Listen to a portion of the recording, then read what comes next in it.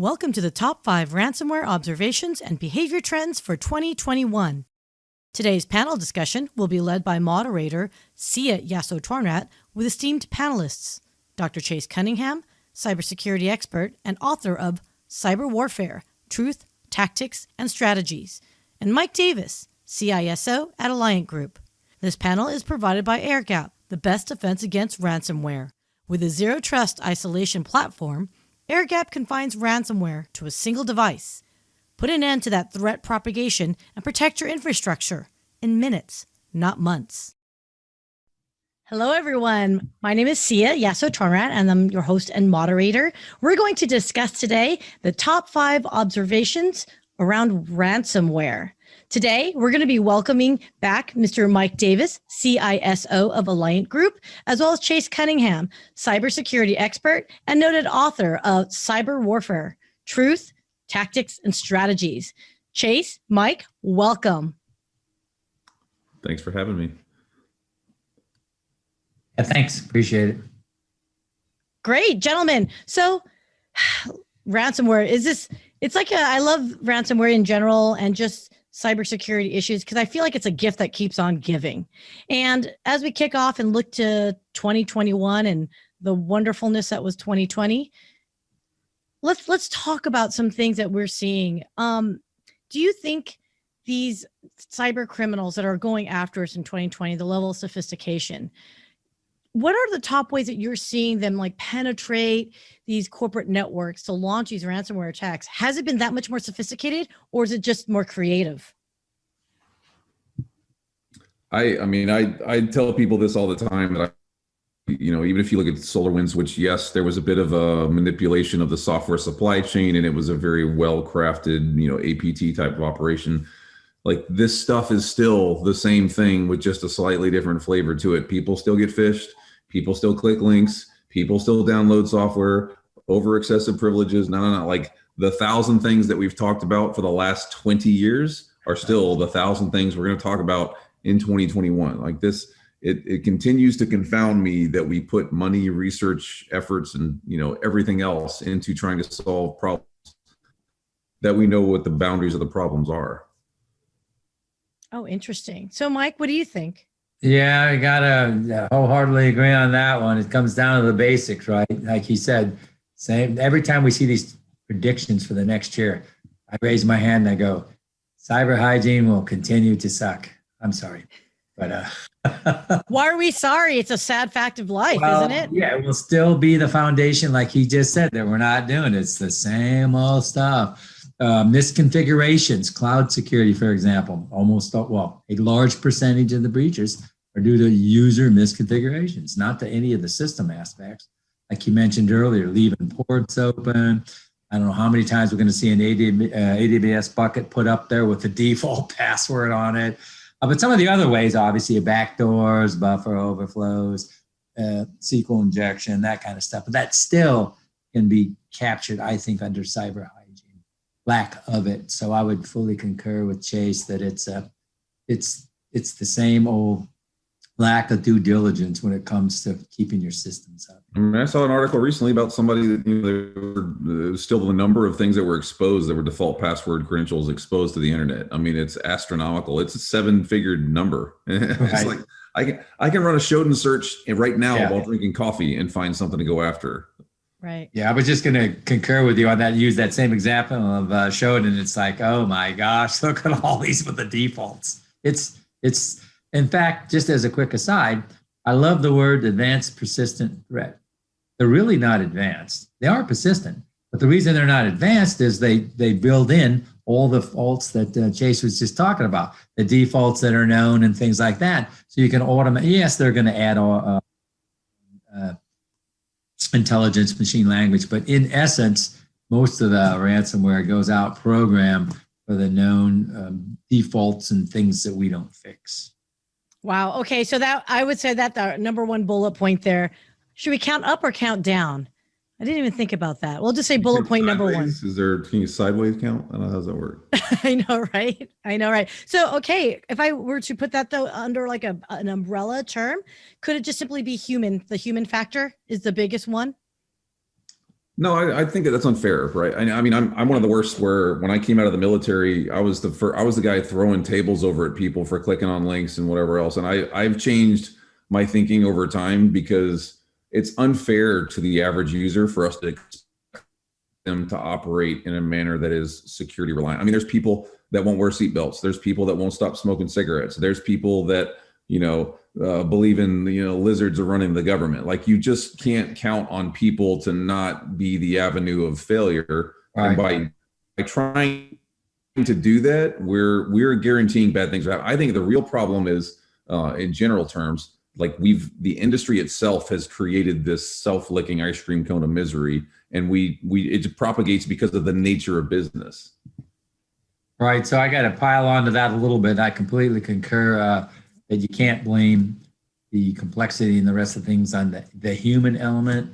I firmly believe cybersecurity education training is required, but it really only reduces the threat vector space. You have to go, just like you have to when you're doing protections, assume the hacker is in. When it comes to this space, the human element, you have to assume somebody's going to click. Then what? Then it's our responsibility to make sure that security controls are adequate to catch those. I'll just give you a quick analogy. 30 years ago, Microsoft, you click a delete, it goes, do you really want to delete this file, right?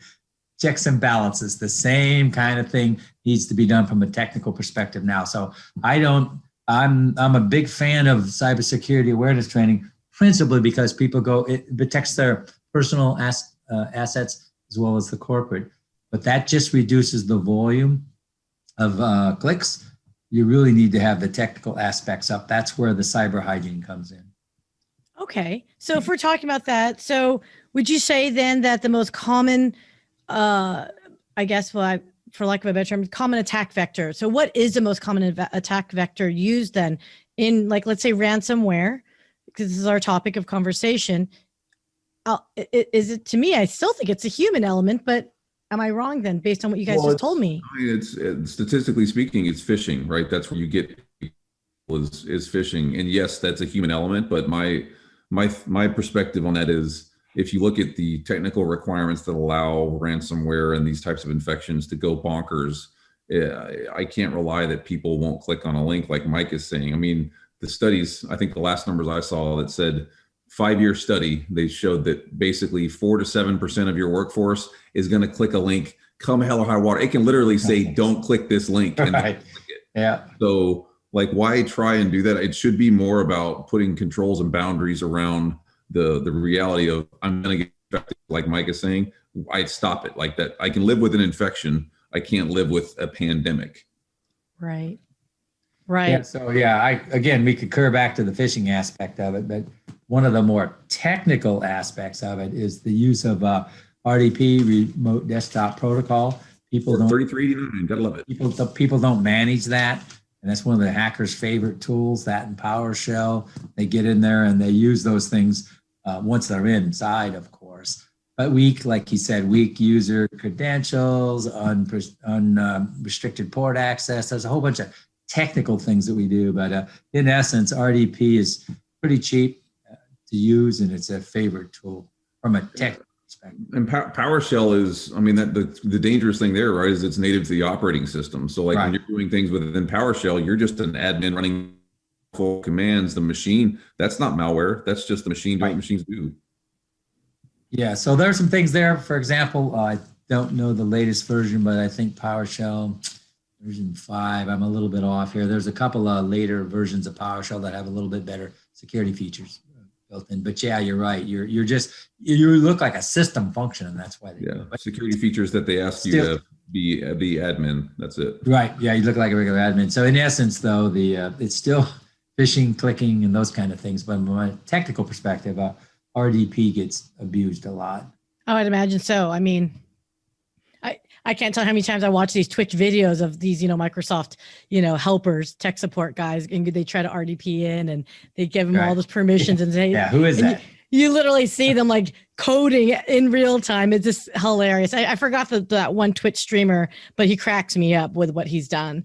So, okay. So as ransomware gets more, as ransomware continues to evolve and it gets more virulent, right, and more pervasive and widespread, let's talk about, I've heard and seen about data breach extortion.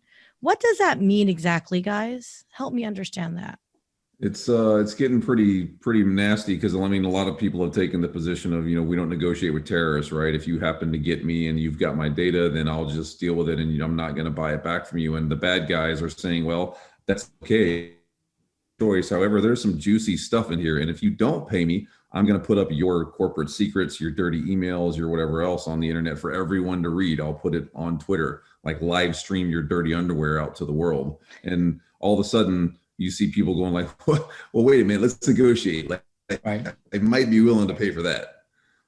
Yeah, that's actually a pretty good point, and that's what that would be my response as well. That's why it's called a data breach extortion. So their tactics typically now will go in and they'll assess your sensitive data, where it's at. They'll pull some, just like Chase says. They'll pull some. They're going to pull some, right? They know what you have, and then typically they'll encrypt your backups. So now you don't have backups, right? Yeah.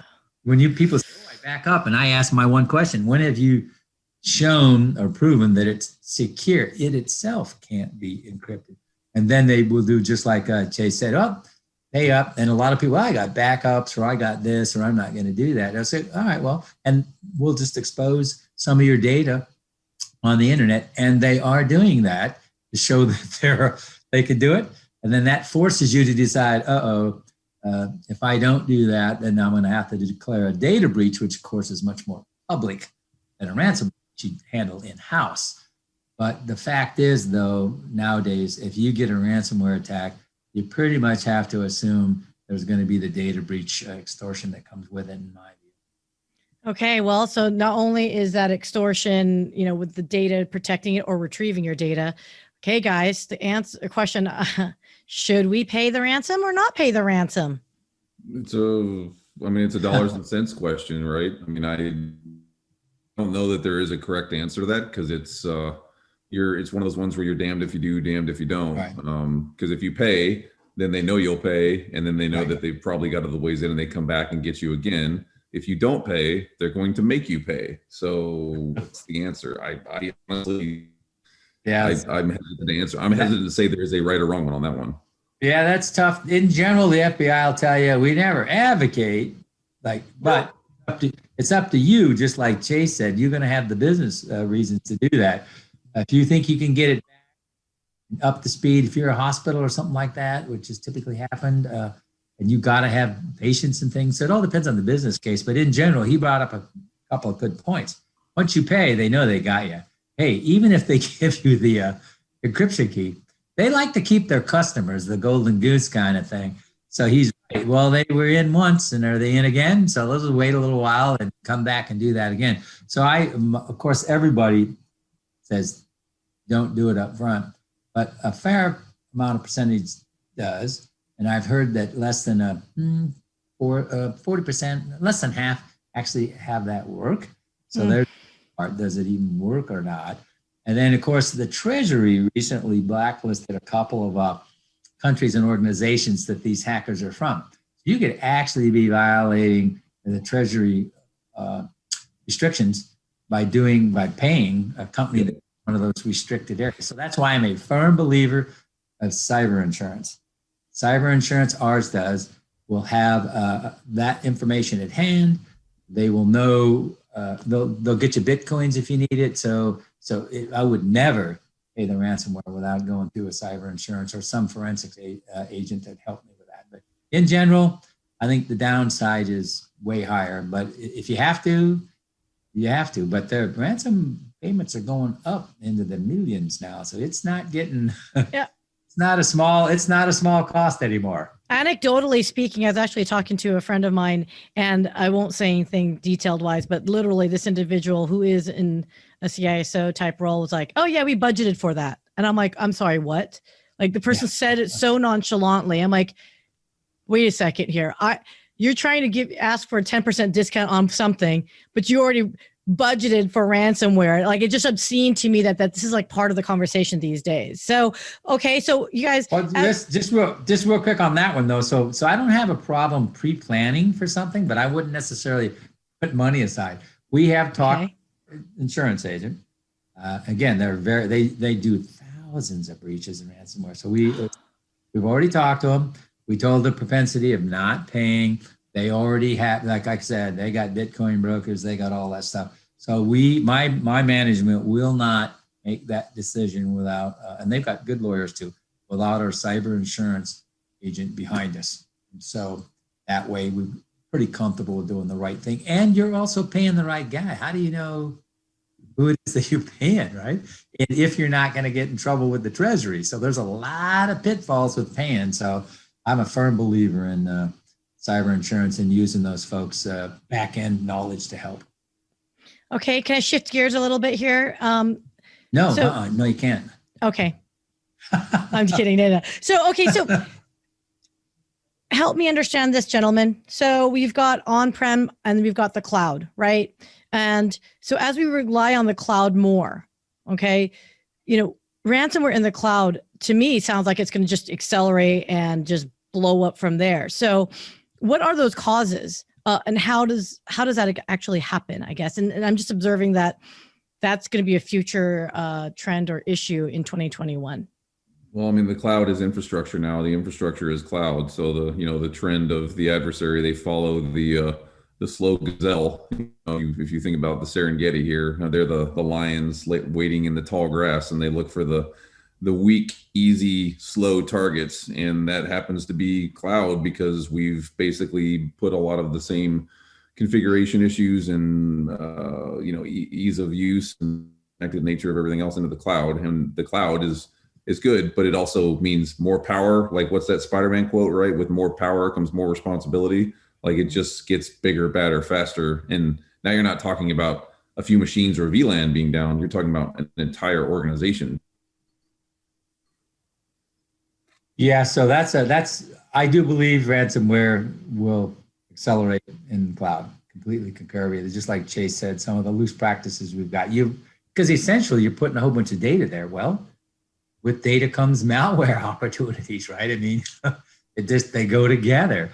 And the fact that you've got all your data stored in some provider and files and folder structures, in general, though, that's going to be pretty similar. So I don't know the exact mechanics, but the processes are going to be the same. So yes, without question in my mind, with this work from home, everybody's shifting to more in the cloud, sharing.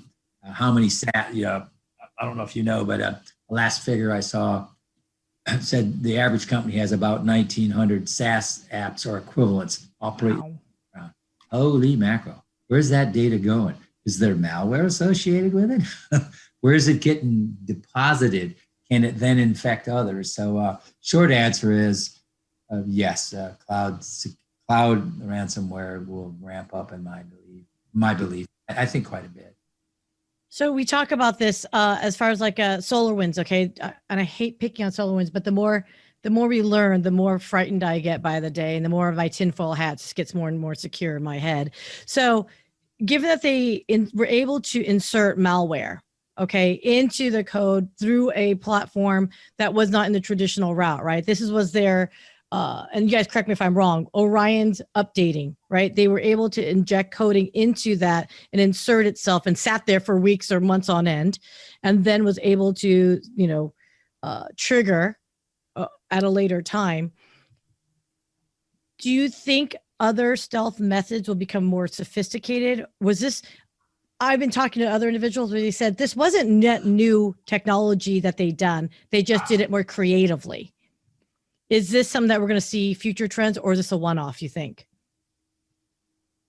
Okay, so it's not a one-off. The problem with this whole, like as Chase mentioned earlier, supply chain security.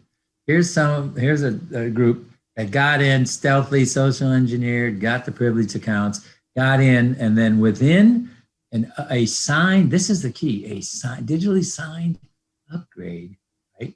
You trust that, right?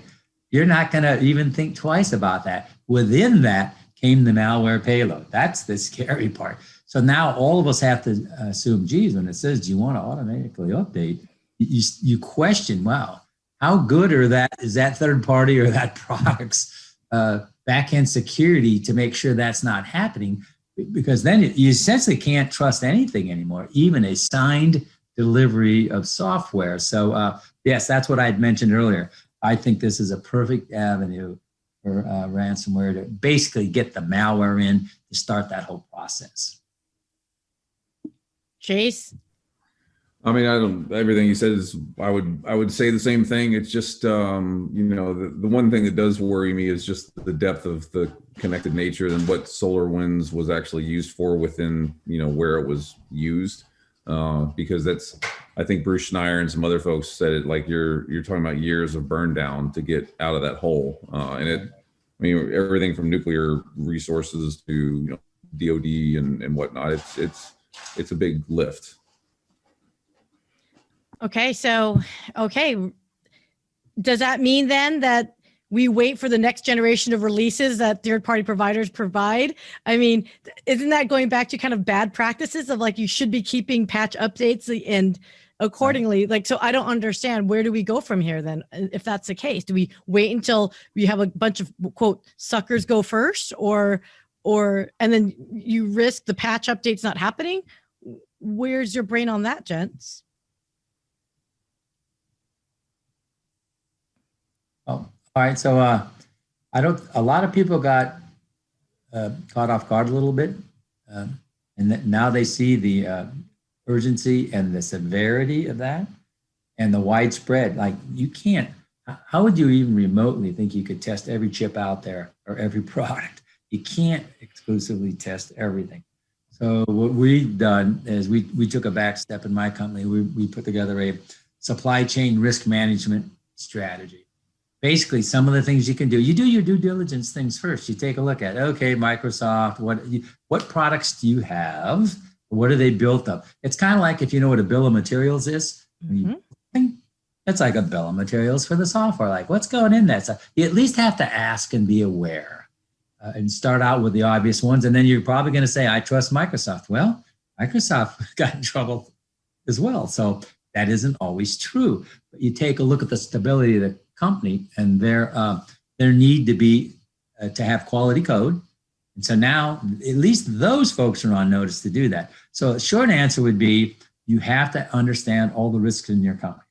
Where is this on the scheme of things? If you've got some phishing issues and training and things that are a lot higher than that, well, then you have to take a look at that. What I would tell everybody is, no matter whether you think you can act on it now or it's just too pervasive, and it is a big job, at least back up and see what are some of the quote low-hanging fruits, things you might be able to do. Third-party risk management, query those folks. Hey, SolarWinds XYZ, what's your quality control? Just do something along those lines to at least minimize the threat vector that you can, knowing that you can never assess everything. So that's where I call compensating controls come in. A compensating control is monitoring to a large degree. So can you put in monitoring functions to be able to spot what might be a false action due to malware? Okay, so then we're going to be, I've heard this for the last few years. You're looking at automation, artificial intelligence, machine learning. As these attacks get more sophisticated and just, they are able to be more tricky and more efficient, right? Because now we're looking at, automation, for example. Are we looking at future tools then? Is that that we'll see in the future, that it's like almost like, machines fighting against each other then? I mean, well, number one, I'll state this. I said it in my book, there's no AI. Like, the AI is a marketing term that we throw around and we put too much credence behind. So there is no AI. Somebody send me hate mail because I know I'll get it, but there is none. What we're talking about is machine learning and process optimization with algorithms, right? So where we're going with this is, reason we have this misconception, like the good guys are the ones that have figured out how to use ML and have used processes to do things quicker, better, faster.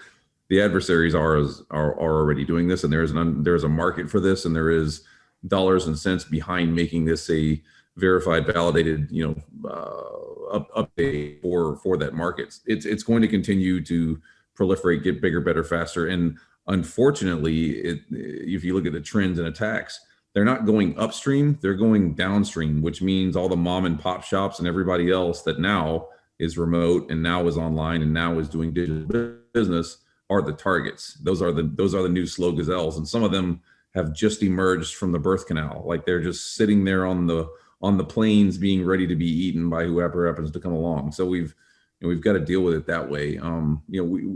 We have capabilities that will, but there is not going to be a single, fix for anything. But I guess, but his point's well taken. So AI, or what they call AI, or machine learning, is a two-way street, right? They're going to build it in to be faster, better, cheaper, be able to avoid detection, you name all that stuff. So when I say compensating controls and monitoring, that's kind of what I'm talking about. Or some products with smartness built in, call it whatever you wish, they're able to monitor for unusual, like operating system activity and things like that. It's kind of like built-in test. A lot of equipment comes with a built-in test capabilities. Something similar to that, only tuned to normal operations of a system. There's actually a chain of thought that goes, there are some folks that put in a complete model of their system, and they run the model in parallel with the actual system. And when input come in and they perturbate, you could see what the model does, which hasn't been dorked with anything, right? It's the way it's supposed to be. If the two don't align, you can pretty well be sure something's odd going in your operating environment. That's another way you could do the compensating controls. But yes, the robots fighting back and forth, or the AI malware, we're going to be more on the defensive monitoring posture mode. But yes, some of those automated techniques will need to be done there too, just because it's happening too fast to a large degree. Wow, I'm excited and I'm frightened at the same time, especially where we're sitting here. So Chase, Mike, thank you so much for your time. Any parting thoughts that you'd like to share? Any observations? No predictions necessarily, but any observations for what we can look to regarding ransomware? Sure, I got one. Wherever you're at, I'm the CSO, so I'm going to tell you, you go ask your CISO, what is your ransomware risk posture, and show you the key things that they're doing to minimize that, starting with cyber hygiene. Love that. My two things would be, number one, don't think you're not a target, because you are. If you're sending electrons or sucking oxygen, you're a target. And then number two is you have the capability to not be the slow gazelle, but it's all about strategy and tactics, not about technology. Love it. Gentlemen, as always, I really appreciate your input to insights. And for those that want to get a hold of you, I'm assuming LinkedIn is a great way to find you on profile. Are you guys on Twitter as well? Yep. Or any social media? LinkedIn's best for me, sure.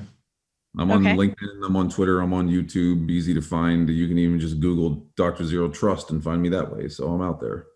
So my parting thought, guys, is this. We didn't get to Zero Trust. So I was just going to say that was going to be my parting thought was assume everybody's bad and everything is, everyone's bad and everybody's bad, and trust no one. And it's all about mitigating it, right? Because it's going to happen, right, gentlemen? Right. You're going to get attacked at some point. So just a quick aside on that. Google implemented it, Chase, you probably know. I think it took them 2 or 3 years. Beyond Corp, yep.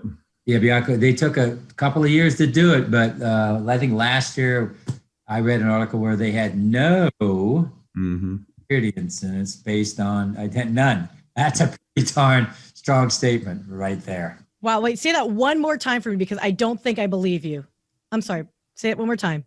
Well, they implemented it. Yeah. Go ahead, Chase. You sound like you know it more than I do. Yeah. So Google implemented their zero trust approach, which they call Beyond Corp, for all of their employees globally at all of their offices with their infrastructure put up. And they had 0 security incidents last year for all of Google.